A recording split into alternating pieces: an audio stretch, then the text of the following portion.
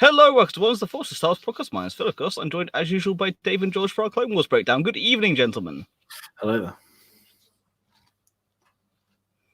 And apparently you've already lost Dave. Cannot hear you for Good evening. Sorry about that. No, I had pressed a button on my mic, so I disappeared from thing. But no, I'm back. There we go. It's like, we're having connection issues before we came on. We're like, great. We click live and then Dave goes, no, it's all back. It's all good. For what we all thought pleasantly surprising, what a cracking episode this is of Clone Wars. Yeah, the best episode in the series, I'd say too, at this point in time. As in series 7. Yes, yeah. I was going to say not the entirety of Oh, no. No, definitely the best of the first 6 from the final season, though, which was very surprising, given last week I was quite, not massively negative, but I wasn't really feeling it last week, and my dread was this being a story arc, and now it looks like we're getting a story arc, but this episode took it in a completely different direction, not just to Clone Wars, but less Star Warsy of them all. Took it to Solo territory without us delving into it too much, and that was a very pleasant surprise. And in the meantime, it still managed to develop Anakin and Ahsoka. Oh, and what a moment! We'll talk about it, I'm sure, at some point at length, because by far and away, what a moment that was. Seeing Yularen again and things like that as well, which has just made the episode for me. It really did. I know George was saying before he came on that he'd messaged Phil and I when he was watching the episode before anybody else, before we'd watched it, and said 9 minutes in, this is really good. For that moment alone, it was such a great moment, taking us forward for the rest of the story, I think. But great. Indeed. I mean, it's one of those things of usually we crack into this. I kind of get the guys' feelings of the episode before we go into the meet and kind of work out what I need to say, what I don't need to say, to kind of not gloss over the bad parts, but at least kind of make sure we've got some good points to counteract it. However, in this episode, I don't really feel there are any bad parts. I mean, for me, the first 3-4 minutes of the episode, I think, drags a little bit, but that's about as negative as I can say, really. The rest of it I thought was really good paced. There's really good story moments, which we will get onto later in the episode. But overall, I thought it was a very good episode. But I just felt those first few minutes kind of was a little bit, okay, I don't see what the guys are getting at just yet. This is kind of dragging a little bit. But those are my thoughts anyway. Yeah, no, I think it's the objective. Like, once we get off Coruscant, we can put it into our own little system, and it was literally the moment of getting into that ship. That's when you felt this kind of, not kind of empty words, but we kind of, when I spoke last week, it was like, oh, you know, the chapter on Coruscant, we know she's just going to get off Coruscant, that's going to be the story arc done. Whereas this one was getting off Coruscant actually kicked off the story arc and made it far more interesting than I could have thought last week. And I think, in all rightness, fair play, because I didn't want a 4-episode arc. Now it looks like we're getting it, and I'm not complaining, because they've set up some really good stuff, and I want to give credit to them, because I know I didn't like last week, but you had, I guess, a character episode last week of here's Ahsoka, here are her 2 new friends, well, 1 new friend and 1 sort of risky person.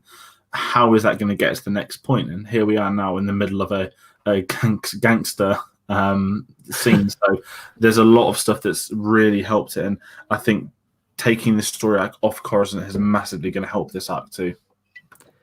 Yeah, I think the moment we actually saw that ship starting to leave in the early part of the episode, you're right, made a huge change to what was going to happen. If they'd just been still in the underworld for another couple of episodes, not really going anywhere, and kind of just finding out this relationship between the 3 of them again without being off-world, I think it would have been a much lesser episode. But the fact we got off there, it was really nice to fly through Coruscant again, to actually see that the top side, and to be flying out and see the lane of traffic was really nice as well. But yeah, you're right. Once they got into the ship and that ship took off, the story was really well played out after that. Yeah, I mean, for me, last week's episode, I said to you guys at the time when we did the show that it was a very much a setup episode. But what I like is the fact that they left it as a setup episode. There is no more continuation. You don't need to. The relationships between the characters are built on as you go along, but without having to make it feel like a dedicated setup. We've had the setup, we've moved on, we're now off Coruscant, now the story's going. So without having to drag it out for episode after episode, they've gone, nope, here you go, here's your setup, here's your story, we're going to crack into this. They know they haven't got a huge amount of time. What it ends up feeling is, last week we said last week's episode was about as close to filler as we can get in this limited series, and I think that's it. I think that is your filler. As far as we're going to get, I definitely think that's it. We're done for filler. Yeah, I think so. I mean, they haven't actually said this is a 4-episode arc, but way Clone Wars has been for the last sort of 3 seasons as such. It's 4-episode arc, so I don't mind then. I've got some bold predictions, which I'm going to say at the end of the episode about what I think may happen. Not what I Nice. want. It's the same kind of prediction I do every few weeks, but I will let you guys know at the end, just to build up to it rather than discuss a potential rather than an actual. But while we're talking about a ship getting off Coruscant, let's go for the big moment here, the Return of the Jedi esque.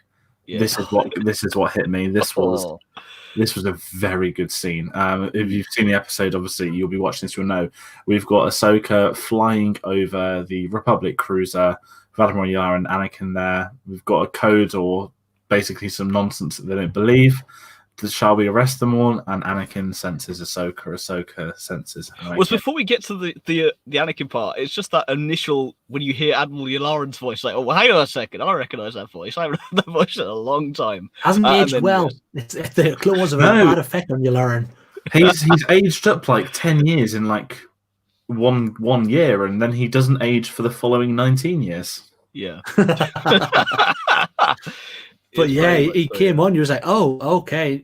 And you kind of look at that, and when people say Obi-Wan bit aged really badly from 3 to being in Episode 4, and then you think, well, yeah, he was in the desert and the jungle. Whip. Just for this guy to have been, he's just war-torn. I think it's just taking this detriment of the fact. You see the grain of his hair and everything, and the mustache, but looked so good. So that lovely between where we see him as a real character in Episode 4 and where we saw him last in the series of Clone Wars, I thought was a really nice in between of those two characters. Yeah, and then George, you want to say what you mean by Return of the Jedi moment? Because this is the moment that you text us, the moment that I watched the episode, going, damn. When Luke and all the others are flying to Endor with the stolen shuttle, and Vader knows full well Luke's on that ship, and Luke knows Vader is. There's that sort of forced Skype sense moment. Not as much as Skype as Ren and Rey, but that's always been like a powerful moment to me when I was younger. And seeing it in this as well, I didn't expect it. And I don't know if it was the change of soundtrack, how good the animation is, the fact we've not seen these two on screen really since season 5. Their last interaction at this point was they played the same music as well when she turns her back. They sensed each other. It was the Ahsoka walking away from Anakin from the end of series 5, which was played over this as well, which was really a really nice touch. And you know what made it more interesting was that we talk about Anakin's attachment. How easy would it have been for him to have said, pull that ship over, I want to see her. But they didn't. He let it go. And I think that's a very big moment. But also calls back to calls forward to Return of the Jedi, where again he knows that Luke's on board, but doesn't. He says, no, he will come to me. Let it be. Let them land. We've got them in hand. Everything's fine. It's again that same kind of moment between, because it is the same characters, Anakin and Vader, going, all right, no, let them pass. I know who's on there. It's fine. Just let them go. Don't bother with it. I think it was that lovely moment of them coming back together, but not being, and him just saying no. If she's there, and I think it was more of a comfort thing for him as well that she was still around, and he knew she was around the area of Coruscant that he was still in. So I think it was a really nice moment, a really, really lovely bit of interplay without them actually having to see each other until whatever happens in the Mandalorian arc. Yeah, it's 30 seconds of a callback that just is perfectly done. You don't need any additional dialogue, you don't need a forced Skype, you just need this little connection. It's like, okay, he knows, done, move forward, we're on to wherever there is they go, whatever the job they're doing. So again, they end up getting hyperspace, jump off to I can't remember the name of the planet where they go to get the mission briefing though before they go to Kessel. I don't remember that part either. Yeah, it's in the very back somewhere. I only just watched the episode as well. I should remember. But yeah, so of course they get the mission to go pick up some spice. Of course, as soon as I said spice, I don't know if about you guys, but for me, I immediately thought of Kessel. It harkened straight to me to that as well. I was with you as well on that, Phil.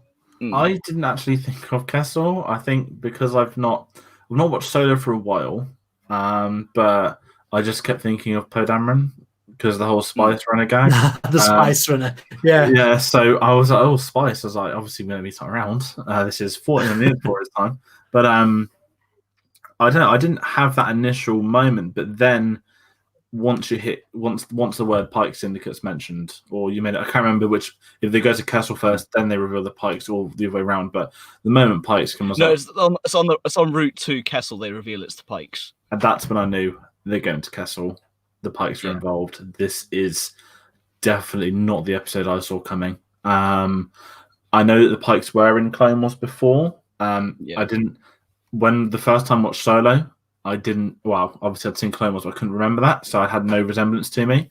But having seen Solo, the Pikes and going to Castle had massive resemblance, and I think this episode. I know I'm jumping ahead a bit. This episode's building off Solo, intentionally showing the slaves the kind of not backwards comment, but like, oh, these are slaves. It's like, oh, we don't have slaves in the galaxy. And we're like, sorry, Robin has actually just corrected me. Yeah, because they go straight to Kessel, then they go to drop off the spice afterwards. They just go to the nice side of Kessel first. Yeah, that's it. Yeah, I didn't know there was a nice. It looked like Takadona. Yes, very actually, yeah. I did have a feel of that. All the green that was over that. Did have a big feel of that. To know that they've got these two massively distinct areas where one side of the world is beautiful and lush and green, and they've stripped the other side of any forms of life other than the people they've got tied up and chained around there is a really nice difference in the two areas as well. Yeah, and must also, when they were going over Kessel, those shots they animated were just beautiful. It's some of the best animation work I've ever seen. It's just incredible the way the planet looks. And of course, when they then go over the spice mines themselves, and she points out, there's a lot of droids down there. They must buy an awful lot. That's not droids; those are people. It's like, oh, it's a very emotional impact. Again, small line, big impact. I love it. Yeah, and it looks like it was taken. Sorry. Oh, no, go. Just it looks like it was taken right out of the way they did Solo. That it looked exactly like they'd set that out. So I'm guessing they took from that design and made Kessel, so it harkened right back to Solo. And it was a really nice way of doing it as well. Yeah, and I think that's what really started bringing it together, was because it felt like stakes we've not really had in Clone Wars. Clone Wars, it's always been, if we're going to go somewhere new, there's going to be Jedi's there, they're going to bring the war with them. This didn't feel like the war's been brought with them. This felt like Solo, not just planet-wise, but here's a small tale in the Star Wars galaxy that's not really connected to the bigger picture. And that's what I really liked about this. And for two characters that I didn't really have anything feeling towards last week in the supporting characters, I'm still not massive on them. But what it's doing is building their relationships further, which to me, here I'm going to go for my prediction. They're both going to die. I am convinced they're both going to die, and that's going to be the end of the arc, and it's going to push Ahsoka back to Mandalore. And I think that's the ship she's going to be flying to Mandalore with too. It's a bold prediction, my friend. But I think, if anything, we're going to lose one of the sisters. I do think we will lose. And I don't think we'll lose the younger one. I think it will be, I can't remember. I can't remember the names. Trace. Trace is the younger one. I don't think we'll lose Trace. Is it Rafa. I can't remember. Rafa, sorry, that's it. If anything, we'll lose Rafa in this deal that's gone south already, because we know they were flying back through the Kessel Run, which was lovely to see. Again, harkened right back to Solo, exactly the same look of that, which was really, again, lovely to see that flashback or flash forward or wherever we are on the timeline. Forward. Yeah, once she drops the spice, you kind of think, okay, harkens again back to Han Solo as well. That's why he was in trouble in the first place. He dumped his shipment, and that's why he was being chased by Jabba. So it was a really nice sort of foreshadowing of sort of the Solo story from what we saw in Solo, and also A New Hope, that kind of character arc. You kind of get the same feel of this is what the life of a spice smuggler is. And I'm sure that's what Paul's gone through as well. But yeah, so I really liked it. But I think if George is right, I think we'll lose one of them. Well, again, coming from Robert saying he hopes that they lose the older one, being Rafa, because he can't stand her. I actually think we'll lose Trace. I think we'll lose the younger one. I think we'll lose the one that Ahsoka likes. I don't think we'll lose Rafa. I think it'll be the guilt that then gets guilt that gets Rafa. I mean, it's the younger daughter's fault because she's stupid. She emptied the spice. I know they both tell her that to her face, but yeah. And also, they completely wrong. It's like it was that moment of, what have you done? Oh dear! Now everything's gone the wrong way. And they're obviously going to have to reveal that Ahsoka's a Jedi at some point too. Yeah. Curious, does she have her lightsabers yet? No, she doesn't. Interesting. I believe she's got only from what we saw in the trailer for the final series. Anakin gives her the lightsabers when they finally meet up. So I'm guessing that at the minute she is Sans lightsaber at all. Okay. Yeah. At this particular point, no. She's left her sabers with Anakin. She'll get them back later on. So yeah, at the moment, no lightsabers. The only thing, of course, we've seen from her was the Jedi mind trick she uses on Marg Krim, which again, cool name to hear back. Again, really looking forward to see more of the Pikes, because the Pikes are one of those villains that were in the Clone Wars only, brought into Solo, and just kind of expanded on. I really want to see more of them. It was good to see, like, again, getting returning characters from different areas. I mean, we've seen in Clone Wars before, but very briefly. Bit more in Solo, now we get them again. And I love the Jedi mind trick that she played. She was like, all right, this is going to come in useful, and got him just to agree. Like, we'll get the shipment, here's your money, off we go, to try and get them out of that as quickly as they could. But yeah, it was a lovely maneuver. Like, we saw her use the Force to pull up the ship last week. We've now seen a mind trick. So someone at some point is going to catch that she's doing this. It's not going to keep going unnoticed. Yeah, there'll be a big, it'll be a big. You can't only hide for so long. Oh, sorry, I think my stream cut there.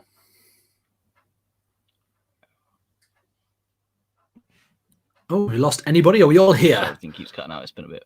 Internet's been a bit weird tonight. Do apologize for any delays in this again, but yeah, we're just and then came back at the same moment, and no one's realised it's come back, so it's all good.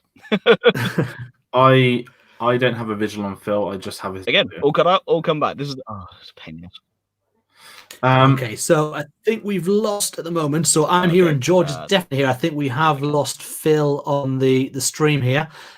So what we'll do is we'll carry cracking on with this. So yeah, I just think it's been a really nice build at this episode. Like, you're right, from the start of last week, I wasn't here to discuss with you guys, but I didn't enjoy the episode as an overall. But this one made massive amends for it. For the Ahsoka Anakin moment was perfectly done, perfectly worded. I love that they had this mission, and something that's, I think it was a familiar mission from just what they were telling us and what they were doing. The mission felt like, oh, this is kind of, it's very Star Wars, and we've heard the story before. So that was nice as well, the dropping of that shipment, and then leaving them in a place where they are now wanted by the Pikes, and they're not just like someone local who's not going to chase them down. This is a serious gangster element who are not going to let them get away with just dumping 3 lots of spice and for the money that they took as well. And I think once they realise that it's Ahsoka as well, because she's not, like a Jedi Master and whatnot, but she's well known across the galaxy, I would say, certainly reputation-wise, if you think Clone Wars. So I would imagine that there'll be a bit of identity that goes into once they also realise there's a Jedi with them, because no one knows she's not a Jedi anymore. Hell, even clickbait companies that have been tweeting silly stories saying why she used the Force in the mind trick when she's not, she's not the Jedi Order, so that says all. So I'm intrigued to see where this takes it, but this it set up everything for a very interesting 3. I think when I spoke a lot about the Bad Batch, I struggled with them episodes because I wasn't invested in the story with it. I like the first and the fourth one, which is good to a degree, but when you're not interested in the middle, that can really take you out of it.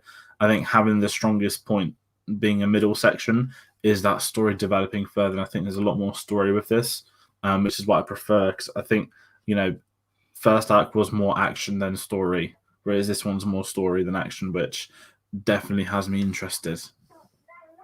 I love that this wasn't, I don't think there's, apart from when they blast open the spice thing, wasn't one shot fired in the whole episode, which has been one of my major sort of bugbears with it. It's been a very shooty sort of series so far. Like the episodes we've had, this had none of that. This was purely based on story. and say a familiar story, and it built really well around that. They didn't need blasters going off and fights all over here and there. I really enjoyed it. It's such a strong episode for me. Same here. Phil? Yeah, I think overall it's one of the best ones we've had so far, if not the best we've had from this particular series. And yeah, as you're saying, for it to be the middle part and be the strongest does bode well for the rest of the arc itself. Whether it ends up being a full 4-parter or whether it ends up being a 3-parter, I am now leaning much more towards it being a 4, I think. I don't think, unfortunately, at this point we're going to get it to be a 3 and have more on Mandalore / Order 66. So whatever happens in those 4 episodes, they're going to have to be really concise. But if it comes at the point of this being a really good arc, I'm not going to complain about that. I think actually we're good for it. Yeah, no, I'm the Definitely. same. So, does anyone have anything So, else? what do we think will happen next week, though? That's the interesting, though. I think they'll be on the run. We might get a bit of a space battle, but I've got a feeling that there'll be a big cliffhanger set up for the final episode. Just a quick question about the Pikes. Yep. Have you ever actually seen them? As in, I know is Pike the name of the crime company, or are they a family? Yeah, it's the Pike Syndicate. So it's not a family, which for some reason I've thought it always has been. As far as I'm aware, yeah, just sure, maybe a syndicate but I think like the Hutts are a syndicate as well, so that sort of thing. Yeah. So it seems to be more of a species thing rather than like anybody could join. These are the Pike. If you're not a Pike, you ain't getting in. Yeah. Well, as he says, he doesn't trust anyone who isn't a Pike. So if the Hutt cartel they're all Hutts, but when it comes to Pike syndicates, again, they're all Pikes. So kind of, it's a family-orientated thing, although they do have a couple of species as well as part of them. I just can't remember the name of the species because it's usual from the old expanded universe is one of them. I can't remember. Yeah, Rob was saying correctly. The comments say Pikes is the species name. Yeah, we were right on that part. But no, I'm very much interested to see how it goes on. Yeah. So Dave, go on. Yeah, I was going to say, I think I agree with George that we're going to get some major cliffhanger of probably how close it's going to be for one of the demise of one of the sisters, is where I think we will finish out next week to then end that and then start us on the journey towards Mandalore by the end of the 4th episode. We have seen in the trailer that Ahsoka's wandering down what looks like still in the 1313 area, and Bo-Katan walks past her hood and just turns around and spots her. So I'm guessing we're going to go in to see some of that. Yeah, it'd be interesting to see. I don't think we'll end up back on Coruscant, though, I must admit.